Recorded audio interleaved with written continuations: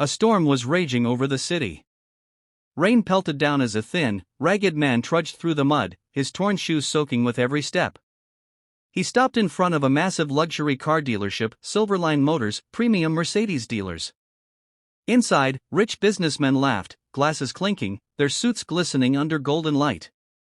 The ragged man, dripping wet and shivering, pushed the glass door open. The laughter quieted.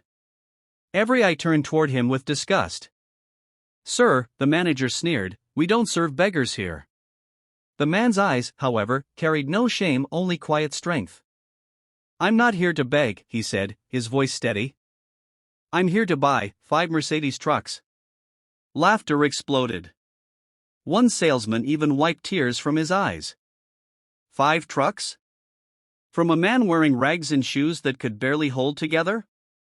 They didn't know it yet, but that moment, that laughter, would cost them everything. Camera zooms in on the man's eyes as he whispers to himself, "You'll remember this face." Cut to black, title appears. His name was Ibrahim Qureshi, once known as one of the finest truck mechanics in the city.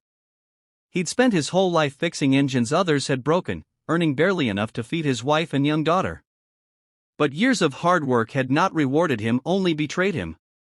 His small garage was demolished overnight when a powerful businessman seized the land for a new showroom. That businessman was Mr. Raza Malik, the very owner of Silverline Motors. Ibrahim had begged, pleaded, and even offered to work under him, but Malik's men threw him out like trash. "You're a nobody," they told him. "Go fix bicycle chains, trucks are for men of power." From that day, Ibrahim's world collapsed. His wife grew ill, his daughter went hungry, and every door closed on him. Yet inside, Ibrahim refused to break. He fixed old engines under bridges, saved every coin he could. He learned business tricks from truck drivers, asked questions no one thought a poor man would ask. Slowly, quietly, he built something of his own, Qureshi Transport Services. At first, it was just one rented truck. Then 2. Then 5. Then a fleet carrying goods across provinces. Ibrahim lived simply, never showing his success.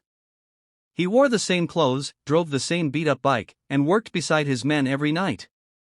He didn't want revenge. He wanted respect. Until the day came when his company received the biggest contract of its lifetime, a supply deal that required 5 brand new Mercedes trucks. He smiled quietly as he walked through the rain that morning, toward the same showroom that once threw him out. He didn't take a car. He didn't wear a suit. He wanted them to see the man they had mocked, just as he was. When he entered, laughter met him again. "Sir, you heard me," Ibrahim said, standing tall despite his soaked clothes. "I'll take 5 of your Mercedes Actros trucks." In black. The manager smirked. "And how do you plan to pay for that? Buttons? Or maybe promises?" Ibrahim calmly pulled a folded check from his pocket, signed with the seal of Qureshi Transport, Private, Limited, a name none of them had heard, yet.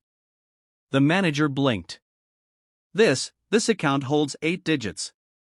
Ibrahim smiled. "Would you like to count again?" But before they could speak, Mr. Raza Malik walked in. His face turned pale.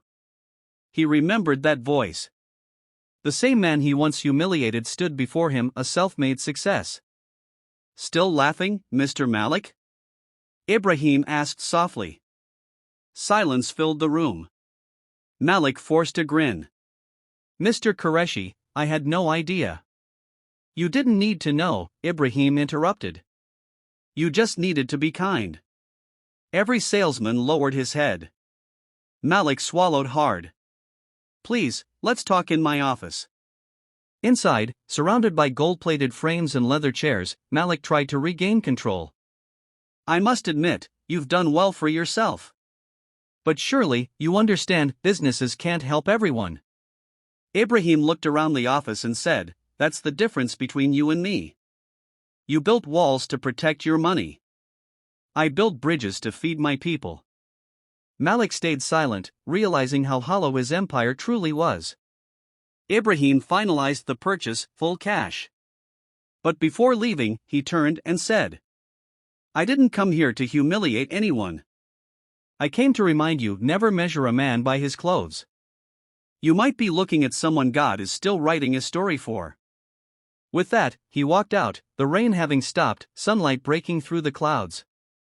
Outside, his drivers cheered as the new trucks rolled out of the showroom, the same trucks that once seemed unreachable. But the story didn't end there.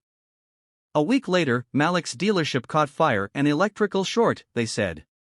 He lost millions overnight. Ibrahim heard the news and sent one of his own trucks to deliver relief supplies to the workers who lost their jobs. No revenge. Just compassion. People across the city heard the story of the ragged man who bought 5 Mercedes trucks. It spread like wildfire, inspiring others to treat people with dignity, no matter their appearance. As Ibrahim watched his trucks roll down the highway, his daughter beside him smiled, saying, "Abba, you really bought those trucks?" He smiled and replied, "No, Beta. I bought back our respect." The camera zooms out, his trucks gleaming in the sunlight, his workers laughing, his heart at peace. The narration fades in. Never underestimate someone because of how they look. God may be testing them and you.